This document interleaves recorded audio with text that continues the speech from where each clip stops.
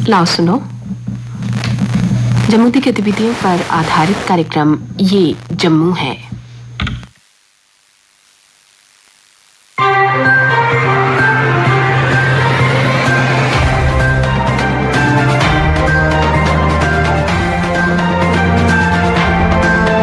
श्रोताओं नमस्कार। कार्यक्रम ये जम्मू है में आप सबका स्वागत है। आज के अंक में शामिल है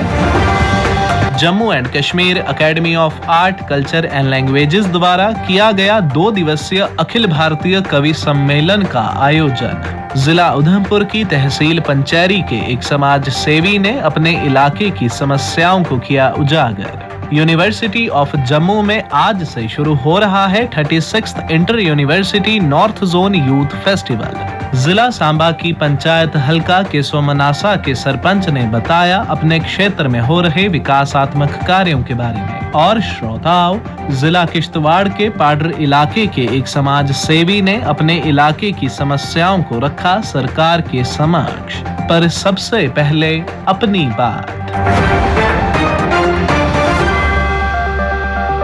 कुछ दिन पहले राजौरी के ढांगरी गांव में आतंकवादियों का बेगुनाह गांववासियों के घरों में घुसकर गोलीबारी करना और मासूम लोगों का निर्मम नरसंहार करना हैवानियत की इंतहा है। इस दुखद घटना से साफ तौर पर जाहिर होता है कि ये सब सीमा पार से सुनियोजित किया गया कुकर्म है। अफसोस की बात है कि हमारा पड़ोसी मुल्क भले ही फटे हाल हो, उसके अवाम चाहे गेहूं के दाने दाने के मोहताज हो, उसके पास गेहूं खरीदने के लिए पैसे हो या ना हो, मगर गन की तहजीब को जिंदा रखने के लिए उसके पास खूब पैसा है। पड़ोसी की जनता भुखमरी का शिकार है, मगर आतंकियों को पालने पोसने के लिए वो माला माल है। वह खूब परचम लहराता है नस्लो मजहब के इंसानियत का, मगर एक लहराया नहीं जाता। विगत 3 दशकों में पाक प्रायोजित आतंकियों ने जम्मू संभाग में ऐसी कई घटनाओं को अंजाम दिया है और इंसानियत को शर्मसार किया है। ऐसी घटनाओं को अंजाम देकर पाकिस्तान पुंछ, राजौरी व दीगर कई इलाकों में मजहबी असंतोष पैदा करने में आज तक नाकाम हुआ है और उसके नापाक इरादे कभी सफल ना हुए हैं और ना कभी होंगे, क्योंकि ढांगरी के इस घिनौने आतंकी वाकया के बाद पुंछ, राजौरी के लोगों ने बिला लिहाज मजहब व मिल्लत एक आवाज में आतंक और आतंकियों के आकाओं की कड़ी निंदा की है। यकजहती और मुस्तैदी से पाकिस्तान के खिलाफ अपनी आवाज बुलंद की है। खैर, ये उसकी नीयत है और सोच भी, मगर हमारा काम है अपने घर की हिफाजत करना। लिहाजा हमारी सरकार ने उन तमाम तर इलाकों में जहां जहां सरहद पार से आतंक को जिंदा करने की कोशिशें करने के मंसूबे हैं, सुरक्षा तंत्र को मजबूत कर दिया है। इसके अलावा गांव की सुरक्षा कमेटियों को भी मजीद मजबूत करने का अमल दरामद शुरू कर दिया गया है। गौरतलब है कि विलेज डिफेंस कमेटियां 1995 में कायम की गई थी और इनके मेंबरों ने अपने अपने गांव को सुरक्षित रखने के लिए सैकड़ों की तादाद में मिलिटेंटों को मार गिराया है। इसलिए अब इन वीडीसीज को नए सिरे से सशक्त बनाने के प्रयास आरंभ हो चुके हैं, ताकि आतंकवाद के सफर के लिए ये कमेटियां ज्यादा और जाफशानी से काम करते हुए सुरक्षा बलों का सहयोग कर सकें, क्योंकि उस घर को कोई आंख उठाकर भी देख नहीं सकता जिस घर की निगहबान हो आंखें। श्रोताओं, Jammu and Kashmir academy of art, culture and languages द्वारा यूनिवर्सिटी ऑफ जम्मू के जनरल जोरावर सिंह ऑडिटोरियम में 2 दिवसीय अखिल भारतीय कवि सम्मेलन का आयोजन किया गया। पेश है इस सम्मेलन में आए कुछ कवियों की प्रस्तुति के अंश। मैं सोचता हूँ मगर सोचने से क्या होगा, मुझे यकीन है वो राह देखता होगा। मैं सोचता हूँ मगर सोचने से क्या होगा, बस एक शख्स ने इस शहर से गुजरना है, हर एक शख्स का चेहरा खिला खिला होगा। कि तुम्हारी कुर्बानी का हर एक किस्सा याद रखेंगे, तुम्हारी खुशबू से तरंगे गुलशन आबाद रखेंगे, तुम्हारे खून के कतरे कतरे को नाबाद रखेंगे, तुम्हारे खून के कतरे रखेंगे, रहे ना रहे मगर हम भारत जिंदाबाद रखेंगे। बहुत अच्छा संदीप भाई, केंद्र शासित प्रदेश जम्मू कश्मीर के उपराज्यपाल मनोज सिन्हा इस कवि सम्मेलन के मुख्य अतिथि थे। अपने संबोधन में उन्होंने कहा, 2 वर्ष पहले कवि सम्मेलन की शुरुआत हुई थी, मुशायरा होता था। गत वर्ष कोविड के कारण ये कार्यक्रम नहीं हो पाया था और आप सभी के संगत से, आप सभी के छंदों से हजारों कविता प्रेमियों को महरूम रहना पड़ा था। मुझे विश्वास है कि इस वर्ष आनंद, विरह, विषाद, हास्य के सभी भाव, जीवन के सभी रंग आपके माध्यम से नजरीन तक पहुंचेंगे। कविता दृश्य भी है और अदृश्य भी है। मैं इसे मानता हूं कि ये विजिबल और इनविजिबल के बीच का एक सेतु है, ब्रिज है। जीवन यात्रा में अगर दूसरे किनारे पर जाना है तो कविता से ही, शायरी से ही गुजरना पड़ेगा। हमारी प्राचीन संस्कृति एवं परंपरा में कहा जाता है, ऋषियों, सन्यासियों, सूफियों के सबसे करीब अगर कोई पहुंच सकता है तो वो कवि है, शायर है। समाज में परिवर्तन, समाज की प्रगति और उसकी चेतना को अगर कोई नया रंग भर सकता है तो वह भी कवि है। कई बार लोग कहते हैं कि वैज्ञानिक और कवि ये 2 ऐसे समुदाय हैं जो समाज को बड़ी सूक्ष्मता से देखते हैं। ये सच है कि दोनों का योगदान किसी भी खुशहाल समाज के लिए बहुत आवश्यक है, लेकिन ये भी सच है कि जहाँ वैज्ञानिक रुक जाता है, दरअसल वहीं से कवि की यात्रा शुरू होती है। अब वैज्ञानिक है, मौसम की भविष्यवाणी कर देगा, परिस्थितियों का आकलन करके उसका प्रभाव भी बता देगा, लेकिन मौसम के मन में क्या चल रहा है, बादलों की धड़कन क्या कह रही है, यह तो सिर्फ कवि ही बयान कर सकता है। एक विश्वविद्यालय के अनेक प्राध्यापक हैं, एक वनस्पति विज्ञान का प्राध्यापक या मैं कहूँ कि वनस्पति वैज्ञानिक फूल को नाप तोल कर उसका स्वास्थ्य बता सकता है, लेकिन फूल के सौंदर्य और उसकी सुगंध अगर कोई वहां तक प्रवेश कर सकता है तो वो केवल कवि है या शायर है। और इसीलिए कविता प्रेमी के रूप में मैं अक्सर कहता हूँ कि अल्फाजों की महफिल ही वह एकमात्र स्थान है जहाँ आप एक साथ होली के रंग भी खेल सकते हैं और दिवाली के उजाले का आनंद भी ले सकते हैं। कविता मात्र शब्दों का हेर फेर नहीं है, कविता शब्दों से भी ऊपर की एक दूसरी चीज। शब्दों का हेर फेर करके हम अच्छा गद्य लिख सकते हैं, किसी विषय पर ऐसे लिख सकते हैं, कोई आर्टिकल लिख सकते हैं, लेकिन जब भी कोई बात शब्दों के परे कहनी होती है तभी कविता का जन्म होता है। कवि के शब्द मात्र शब्द नहीं है, उसमें जीवन भी है, उसमें रंग भी है और उसमें रस भी है। 26 जनवरी 1950 को संविधान लागू करके जब हमने गणतंत्र के रूप में अपनी यात्रा शुरू की थी, तब आत्मविश्वास से भरे हमारे देश के निर्माताओं के सामने अनेक लक्ष्य थे। उसमें एक लक्ष्य ये भी था कि राष्ट्रीय एकता की ताकत से भारतवर्ष को, विविधता को भी पोषित करना है और स्थानीय संस्कृतियों को भी समर्थ बनाना है। मुझे स्मरण है, राष्ट्रकवि रामधारी सिंह दिनकर ने अपने निधन से कुछ महीने पहले इसी धरती की महान कवियत्री पद्मा सचदेव जी के डोगरी काव्य संग्रह मेरी कविता मेरे गीत की भूमिका लिखी थी। दिनकर जी ने लिखा था कि आजादी के बाद अगर भारत की भाषाएं नहीं जगी तो 15 अगस्त को जो स्वराज आया है वह मुर्दा ही पड़ा रहेगा। दिनकर जी मानते थे कि कविता की असली भाषा कवि की मातृभाषा ही हो सकती है, क्योंकि सीखी हुई भाषा में ज्ञान का साहित्य लिखा जा सकता है, रस का साहित्य भी उसी में लिखा जा सकता है, अपनी मौलिक भाषा में, सीखी हुई भाषा में नहीं लिखा जा सकता। और इसलिए अंत में 2 पंक्तियां करके मैं विदा लूंगा। इसको दिल में जगह दे अकबर, इल्म से शायरी नहीं आती। जम्मू कश्मीर की संस्कृति को पुनर्स्थापित करने के लिए भारत के सम्माननीय प्रधानमंत्री जी ने सितंबर 2020 में डोगरी, कश्मीरी और हिंदी को जम्मू कश्मीर की आधिकारिक भाषा का दर्जा दिया। कला, संस्कृति तथा भाषा के पुनर्जागरण तथा संस्थागत ढांचे को मजबूत करने की दिशा में एक महत्वपूर्ण कदम है। जिस जमीन से किसी जमाने में महाकवि कल्हड़, लालदेव, भवानी दास काचरू, हब्बा खातून, नंद ऋषि, मास्टर जिंदा कौल, दीनानाथ नादिम, दत्तू गंगाराम, पंडित हरदत्त, रहमान राही और लक्ष्मण भट्ट की आवाज गूंजती थी, वहां फिर से भाषाओं में नई जान फूंककर स्थानीय संस्कृति को गौरव के शिखर पर ले जाने का दायित्व हम सबके कंधों पर है। आज अपनी सांस्कृतिक जड़ों को मजबूत बनाकर जम्मू कश्मीर के 1.25 करोड़ नागरिक नॉलेज इकॉनमी के निर्माण में जुटे हैं। ये समय की आवश्यकता है। मैं समझता हूँ संस्कृति और आर्थिक सुरक्षा, इन दोनों आभूषणों से सुशोभित व्यक्तित्व ही जम्मू कश्मीर को समृद्ध, खुशहाल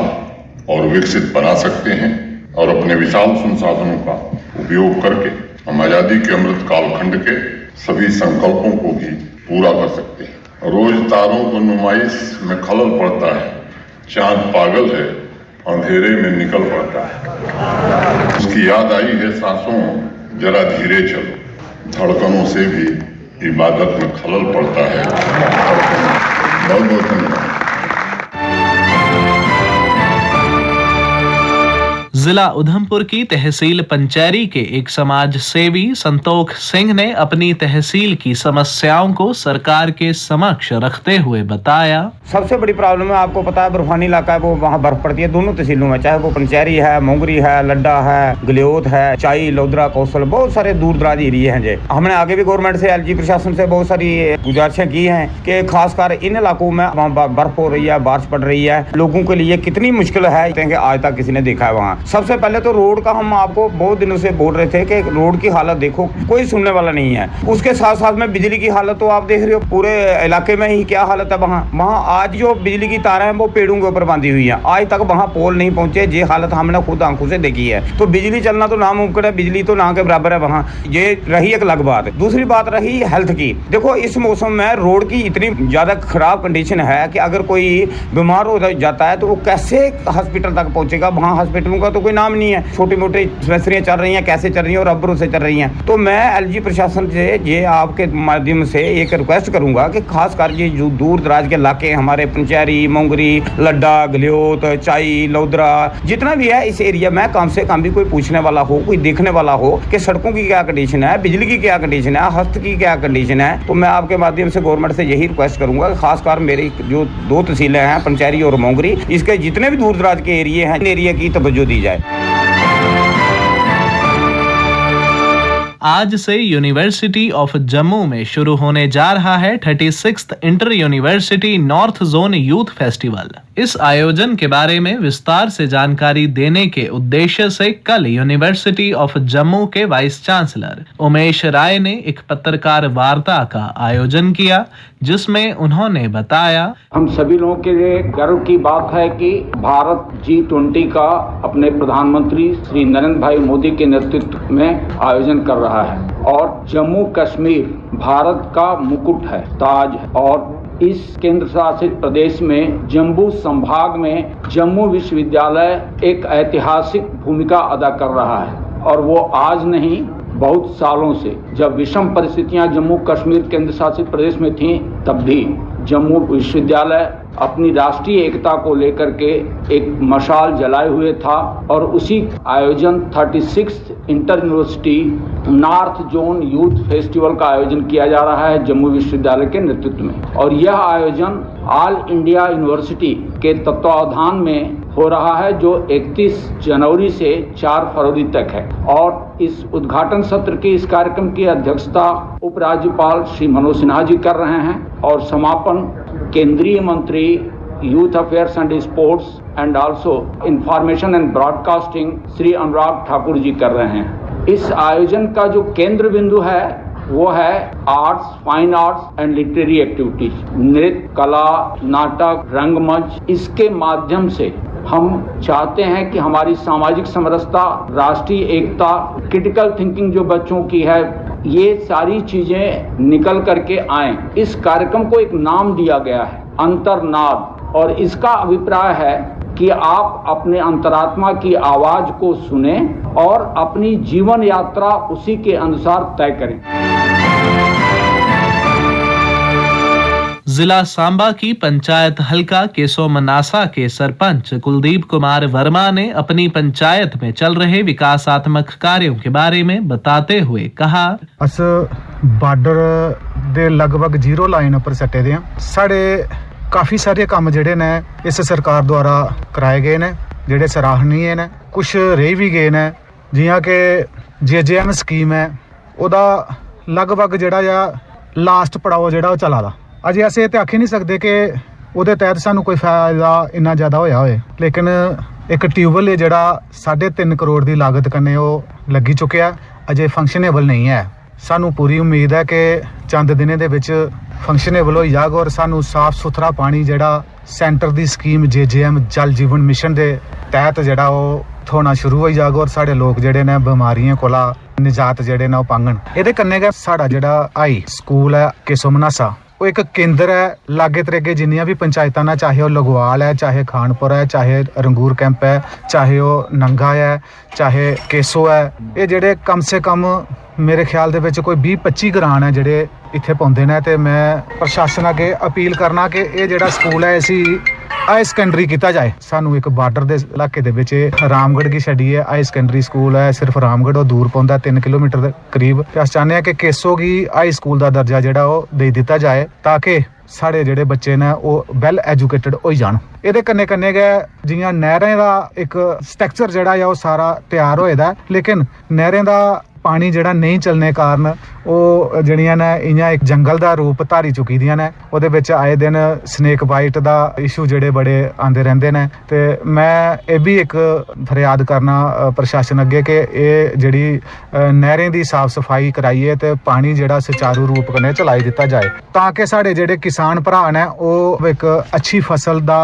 ਹੋਏ ਤੇ ਤਾਂ ਕਿ ਸਾਡੇ ਜਿਹੜੇ ਕਿਸਾਨ ਨੇ ਉਹਦੀ ਜਿਹੜੀ ਦੁਗਣੀ ਆਇਆ ਸਾਡੇ ਮਾਨनीय ਪ੍ਰਧਾਨ ਮੰਤਰੀ ਦੁਆਰਾ ਆਖੇ ਗਿਆ ਕਿ ਇਹਦੀ ਜਿਹੜੀ ਇਨਕਮ ਹੈ ਦੁਗਣੀ ਕਰਨੀ ਹੈ ਲੇਕਿਨ ਉਹ ਤਾਂ ਹੋ ਸਕਦੀ ਹੈ ਕਿ ਉਹਦੇ ਵਾਲੇ ਪਾਸੇ ਧਿਆਨ ਦਿੱਤਾ ਜਾਏ ਪੰਪ ਸੈੱਟ ਨੇ ਜਿਹੜੇ ਉਹ ਮੌਕੇ ਸਿਰ ਬੱਤੀ ਨਹੀਂ ਆਉਂਦੀ ਜਿਹਨੇ ਦਿਨੇ ਸਾਨੂੰ ਪਾਣੀ ਦੀ ਲੋੜ ਹੁੰਦੀ ਹੈ ਉਹ ਬੱਤੀ ਜਿਹੜੀ ਹੈ ਉਹ ਕੰਟੇਨਮੈਂਟ ਜ਼ਿਆਦਾ ਹੋ ਜਾਂਦੀ ਹੈ ਅਗਰ ਨਹਿਰਾਂ ਦੀ ਜਿਹੜੀ ਸਫਾਈ ਕਰਾਈਏ ਤੇ ਪਾਣੀ ਜਿਹੜਾ ਚਲਾਈ ਦਿੱਤਾ ਜਾਏ ਮੈਂ ਇਹਦੇ ਉੱਪਰ ਖਾਸ ਧਿਆਨ ਦੇਣਾ ਚਾਹੁੰਦਾ ਗਵਰਨਮੈਂਟ ਦਾ ਕਿ ਨਹਿਰਾਂ ਜਿਹੜੀਆਂ ਖਾਸ ਤੌਰ ਪਰ ਜਿਹੜੀ ਸਾਡੇ ਬਾਰਡਰ ਉੱਪਰ ਨੇ ਉਹਨੇ ਕੀ ਚਲਾਈ ਦਿੱਤਾ ਜਾਏ ਬਾਕੀ ਗਲੀਆਂ ਨਾਲੀਆਂ ਦੇ ਜਿਹੜੇ ਕੰਮ ਨੇ ਜਾਂ ਦੂਆ ਤਰੀਆ ਬੜੀ ਜ਼ੋਰੇ ਕੰਨੇ ਚਲਾ ਦੇਣਾ ਅਸ ਪਿਛਲੇ ਦਿਨੇ 3 ਸਟੇਟਾਂ ਦਾ ਮੈਂ ਐਕਸਪੋਜ਼ਰ ਟੂਰ ਕਰੀ ਆਇਆ ਜਿਹੜਾ ਦੇਖਿਆ ਔਰ ਉਹਦੇ ਕੰਪੈਰੀਜ਼ਨ ਦੇ ਵਿੱਚ ਸਾਡਾ ਜਿਹੜਾ ਜੰਮੂ ਕਸ਼ਮੀਰ ਹੈ ਇਹਦੇ ਵਿੱਚ ਜਿਹੜਾ ਪੰਚਾਇਤਾਂ ਕੀ ਬਹੁਤ ਜ਼ਿਆਦਾ ਫੰਡ ਦੇ ਦਿੱਤਾ ਜਾ ਰਿਹਾ ਹੈ ਅਸ ਉਹਦਾ ਆਵਾਰ ਪ੍ਰਗਟ ਕਰਨੇ ਆ ਕਿ ਸਾਨੂੰ ਇੰਨਾ ਜ਼ਿਆਦਾ ਫੰਡ ਦੇਈਏ ਗਰਾਊਂਡ ਲੈਵਲ ਦੇ ਵਿੱਚ ਜਿਹੜੀ ਪਾਵਰ ਹੈ ਉਹ ਥੋੜੀ ਦੀ ਹੈ और श्रोताओं जिला किश्तवाड़ की सब डिवीजन पाडर के एक समाज सेवी मूलराज राठौड़ ने अपने इलाके की समस्याओं को उजागर करते हुए बताया मैं डिस्ट्रिक्ट इंतजामिया को ये गुजारिश कर रहा हूँ कि हाल ही में जो बर्फबारी हुई है पाडर के मचेल गंधारी कबन चितो उनगाई जो है 4-4 फीट बर्फ पड़ी है जबकि गुलाबगढ़ हमारा हेडक्वार्टर है यहाँ भी 3 फीट के करीब बर्फ है और हमारा डिस्ट्रिक्ट किश्तवाड़ से पाडर में आना जाना आमदरफ्त के लिए बंद हो गया है लिद्रियाड़ी में ग्लेशियर आने की वजह से आज चौथा दिन है तो वो ग्लेशियर अभी भी महकमा ग्रिफ ने अभी तक इसको साफ नहीं किया है जबकि बिजली 5 दिनों से पूरा पाडर सब डिवीजन गुप अंधेरे में है यहाँ पर अगर कोई बीमार हो जाता है मैं अपने DC किश्तवाड़ का शुक्रगुजार हूँ कि इन्होंने चिटो की एक डिलीवरी केस जो था बजरिया हेलीकॉप्टर यहाँ से शिफ्ट करके किश्तवाड़ डिस्ट्रिक्ट हॉस्पिटल में लिया और उसकी नॉर्मल वहाँ पर डिलीवरी हो गई और कीमती जान बच गई तो दूसरा अगर मचेल में इस किस्म की कोई वारदात होती है या गंधारी कपन चिटो उनगाई इस किस्म की कोई वारदात होती है तो मेरी डिवीजनल कमिश्नर और गवर्नर इंतजामिया से और DC किश्तवाड़ से गुजारिश है कि हेलीकॉप्टर सर्विस जो है कम से कम यहाँ पार्डर में इमरजेंसी लगाए जाए ताकि लोगों को आने जाने में कोई दिक्कत न हो और दूसरा यहाँ पर जो है जो रोड बंद होने की वजह से लोगों को गैस और मिट्टी तेल की बहुत बड़ी किल्लत हो गई है मेरा डिस्ट्रिक्ट इंतजामिया से गुजारिश की जाती है कि बीकन को फास्ट ट्रैक पर काम शुरू किया जाए जो 2-3 जगह जो पाडर किश्तवाड़ रोड बंद है उसको फास्ट ट्रैक पर खोलकर यहाँ पर फौरी तौर पर जो है बस सर्विस शुरू की जाए मुझे ऑल इंडिया रेडियो पर फख्र है कि हमें वक्तन फवक्तन जब भी हमें कोई मुश्किलात आती है तो हमारी दूर दराज इलाके की मुश्किलात को डिस्ट्रिक्ट इंतजामिया स्टेट इंतजामिया तक सुनाने में हमें मदद मिलती है इसी के साथ ही कार्यक्रम ये जम्मू है का आज का अंक समाप्त होता है वाचक ऋषिव प्रभाकर स्थल रिकॉर्डिंग सुनील कुमार रैना और रमेश कुमार शर्मा प्रस्तुतकर्ता बच्चन भगत।